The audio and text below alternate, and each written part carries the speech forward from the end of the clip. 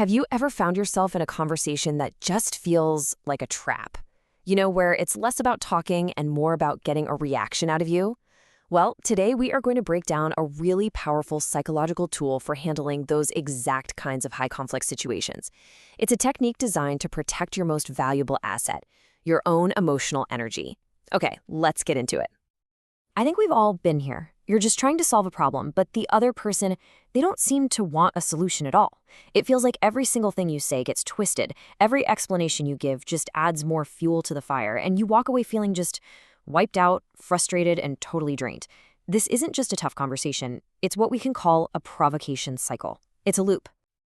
And this quote, right here, it gets to the absolute heart of the issue.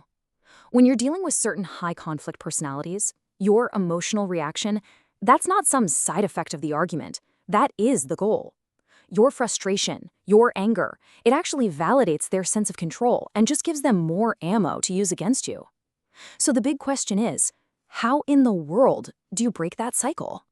Well, the answer isn't to fight back harder or to try and explain yourself better. The answer is to adopt a totally new strategy.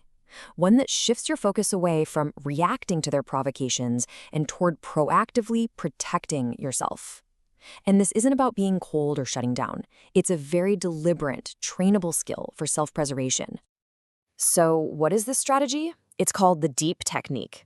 It was developed by Dr. Ramani Durvasula, who is a clinical psychologist and one of the leading experts on the topic of narcissism. And she created this framework specifically for these kinds of exhausting interactions. It gives you a really clear, actionable way to disarm the conflict and take back your own mental space. So here's the secret sauce of the DEEP technique. It's all about creating a conscious wall between your internal experience and your external response.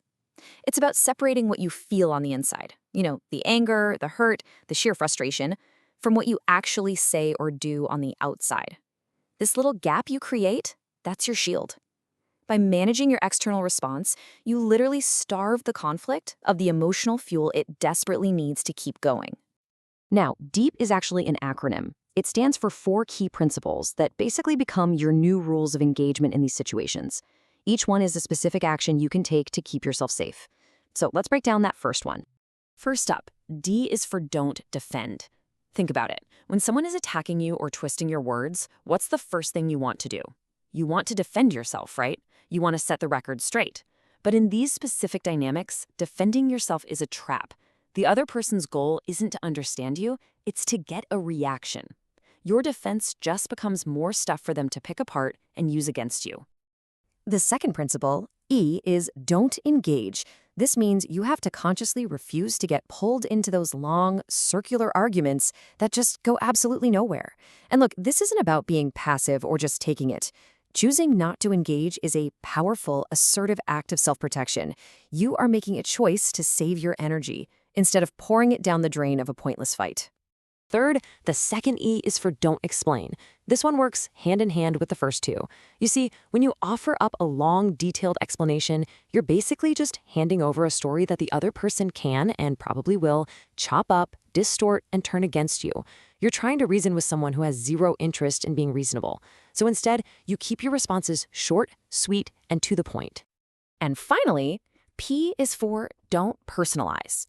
Now this is the internal work. This is the mental training part of the whole technique. High conflict people can be masters at finding your insecurities and poking at them.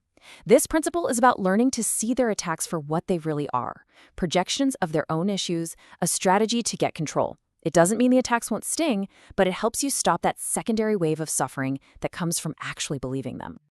Okay, so we've got the 4 principles. Don't defend, engage, explain, or personalize.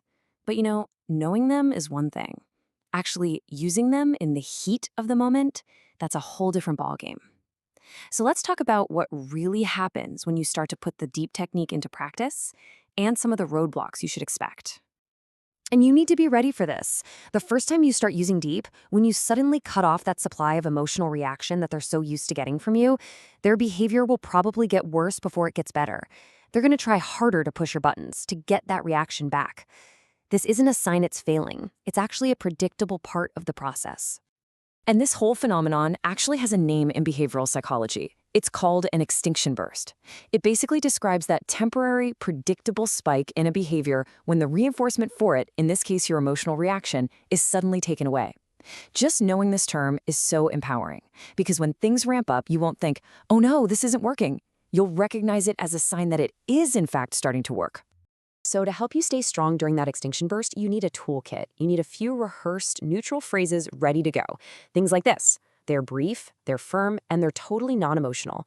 They let you disengage cleanly without giving them any new material to argue with. It's a good idea to actually practice saying these out loud so they feel more natural when you need them. It's also really important that we talk about this technique responsibly. Deep is an incredibly powerful tool for managing these interactions, for sure. But you have to understand its limits and see it as just one piece of a bigger strategy for your own well-being. Here's the caution. If you use deep all the time, especially in very close relationships, without doing anything else, it can lead to something called affective anesthesia. That's basically a fancy term for becoming disconnected from your own feelings. And that's why deep can't be your only strategy. Think of it as a temporary shield. It protects you in the moment, and it buys you the time and space to figure out other solutions, like therapy, setting much firmer boundaries, or even planning a safe exit from the relationship. So, at the end of the day, what's the goal here? The point of the deep technique isn't to win the argument. It's not about changing the other person. That's probably not going to happen. The goal is 100% about you. It's a method to preserve your precious energy, to get more mental clarity in a chaotic situation, and to create the breathing room you need to make calm, rational, self-protective decisions. And that really brings us to a final thought here.